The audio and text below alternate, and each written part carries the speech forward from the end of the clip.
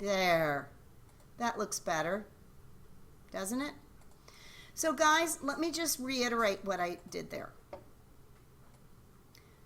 The consideration is what we're paying for the company. We need to take the fair value of all assets acquired.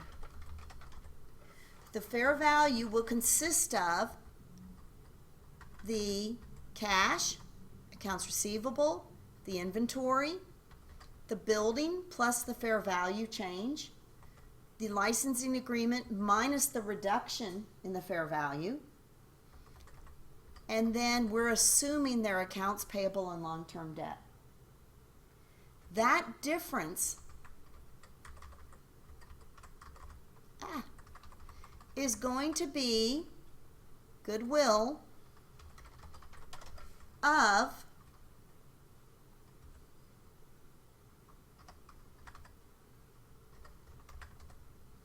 $426,000. Isn't that the goodwill?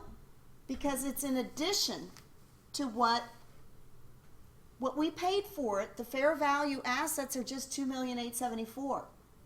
But we paid $3.3 million for it, so it's got to be something. It's going to go to goodwill. So this $426,000 we need to create as an adjusting entry over here to show our goodwill of $426,000. Okay? Does that make sense? So if we take into account the goodwill along with the fair values here, so I need to mark these as A. 382, this one is an A for acquiring it, 426. This one is the reduction.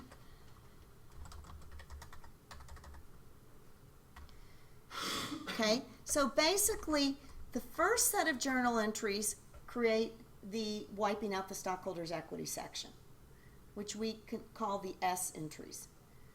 The entries related to acquiring the business relate to these three entries, reporting the fair value and the goodwill. So if we take into account the 382 plus the 426 minus the 108, no, that's not right. No, okay, so the 382 plus the 426 minus the 108, 700,000 will be what we call the A entry, the acquisition entry. So if you see here, because they're still operating separately, but we have to show combined statements, we want to wipe out Kennedy's stockholders' equity section, but we also need to get rid of Casey's investment in Kennedy. So the entries that we need to do to report it as one is the investment in Kennedy. We need to take out the stockholders' equity section, and then the difference got assigned to goodwill and the fair value changes. So in doing this, look what's going to happen. Our new consolidated numbers are going to be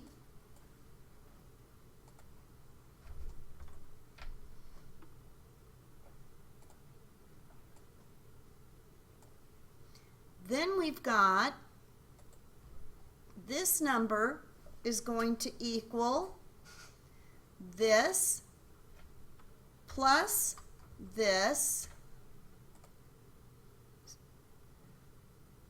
minus this, no, minus this too, because these entries both affect here. So I'm going to show equals this minus this minus that. So it's 0 now. Our buildings are going to be a result of this the assets of Casey plus the book value of Kennedy plus the fair value. If we had any reduction in fair value, it would be there. Okay, what am I doing wrong? Equal B9, C9, D9 minus E9, and the problem is E9 doesn't have anything. I'm just going to show a 0 there. Does that help me? D9's got an E in it. That's the problem. So let me get rid of that A. Okay? So this basically is 8,787,000. The same we're going to do here.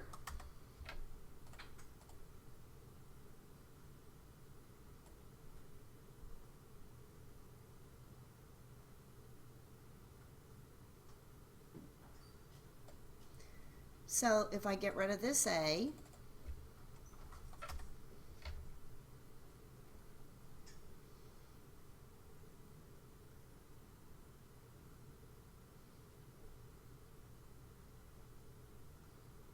total assets,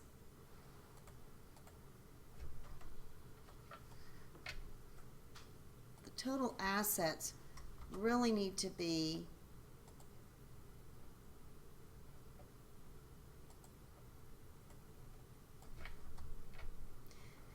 then we're going to do the same thing with here.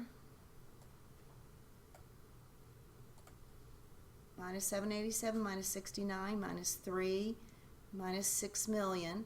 So we've got our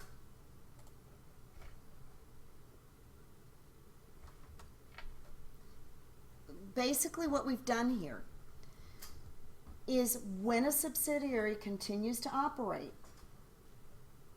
we're going to combine their assets along with the fair value in the exchange. So as you can see, cash, the fair value was the book value. Receivables, the fair value was the book value. Same with inventory. But we need to wipe out our investment account, wipe out the stockholders' equity section of the subsidiary. So basically what we're doing here is we're only left with the retained earnings section of the parent company. We're left with the common stock of the parent company. We combined our debts, our accounts payable.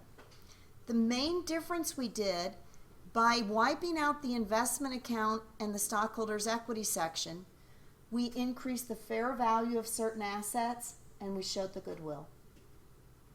Make sense? Yes? No? How you guys doing? Would you like me to explain it again? Delissa, would you like that? No, I'd like to go back and rework the Okay. numbers later. So basically, this is the consolidation when the company they're purchasing does not dissolve. They continue to operate independently. So we need to show as though they're a consolidated entity. So the subsidiary can't have the stockholders' equity section, but the parent company can't have the investment, okay, in the business. You know how we show that investment as an asset on the books? We're going to wipe that out, wipe out the stockholders' equity, and allocate those fair market values to assets, and then the difference is going to be goodwill. That will show up on the consolidated statements. So each year, we're going to need to create a worksheet in order to determine how we go about calculating for the combination. Now is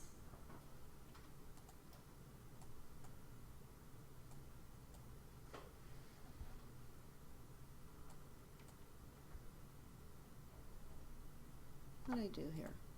Here's our book. Okay, so the next one we've got here, number 22. Okay, this is going to become, actually, it's the same thing we've done. We've just got more aspects to look at. Okay? So let's see what A shows us. The first thing we're going to do,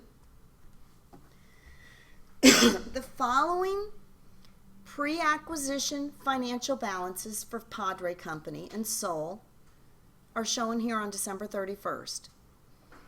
Sol also shows the fair values. On December 31st, Padre acquires Sol's outstanding stock by paying $360,000 in cash and issuing 10,000 shares of its own common stock with a fair value of $40 per share. Padre paid legal and accounting fees of $20,000. We know what to do with that. What are we going to do? Legal expense, or legal and professional fees. And $5,000 in stock issuance costs. What are we going to do with that? Offset it to additional paid in capital. Determine the value that would be shown in Padre's consolidated financial statements for each of the accounts listed. So we need to show what the new values are going to be. Now, I'm just going to stay with the same method we've been working on because I don't want to screw you up. Okay, so let's just go through how we're going to record this. We show $360,000 in the cash, right? So let me do this. The $360 is cash. And what was the stock we purchased? 10,000 shares at $40 a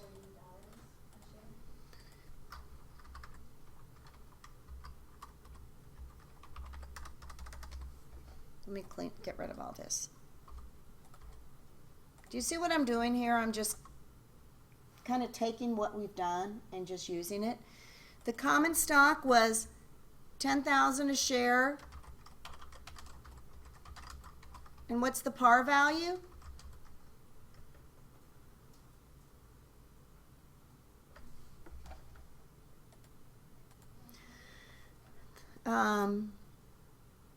Common stock, 10,000 shares of its own common stock with a fair value of $40 a share. How do we know?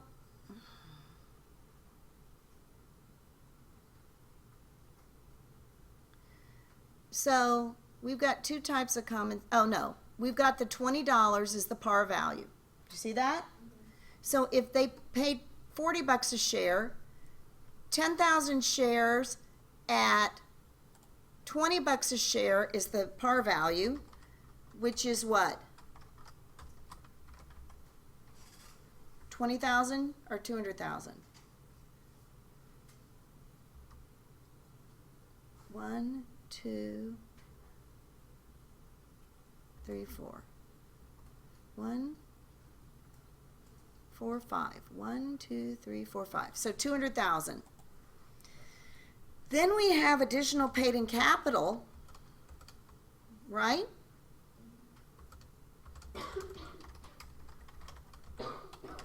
Of what? Same amount?